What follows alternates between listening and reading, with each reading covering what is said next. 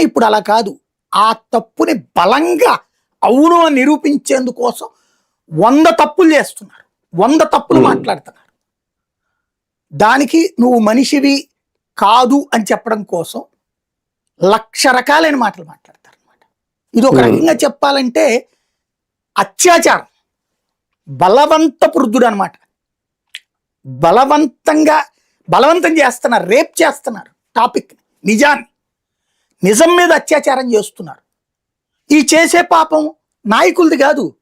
ఆ నాయకుల మాటల్ని సమర్థిస్తూ సోషల్ మీడియాని అడ్డం పెట్టుకుని ఆ అబద్ధాన్ని పదే పదే వల్లెవేస్తూ కాదని ఎవరైనా అంటే వాళ్ళ మీద విరుచుకుపడుతున్న వాళ్ళందరూ నిజం మీద అత్యాచారం చేస్తున్న వాళ్ళే కదా, అబద్ధాన్ని మోస్తున్నటువంటి వాళ్ళే కదా. దీనివల్ల మీరు ఏం కోరుకుంటున్నారు? రేపు పొద్దున్న నీ కుటుంబంలో తప్పు చేసేవాడు తప్పుని బలంగా సమర్థించుకోవాలని చెప్పుకుంటున్నారా? మీరందరూ తప్పుని కాపాడాలనుకుంటున్నారా? మనం ప్రజాస్వామ్యంలో ఉన్నాం. తప్పు ఎవడు చేసినా ఇది తప్పు అబ్బాయి, మంచి ఎవడు చేసినా ఇది మంచి అబ్బాయి నువ్వు చెప్పకపోతే రేపు ఉన్మాదం పెరిగిపోతుంది, అరాచకం పెరిగిపోతుంది.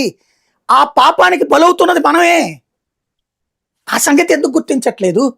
అంటే వీళ్ళ హయాంలో వచ్చిన డైరీలు జగన్ కంటగట్టేశారు అంతే కదా. ఇప్పుడు నేను చెప్పాను కదా, ఇవన్నీ ఎట్లా ఉంటాయి అంటే ఇది ఒక రొటీన్ ప్రొసీజర్. దాంట్లో కూడా చంద్రబాబు గారి ఇన్వాల్వ్మెంట్ ఉంటుంది.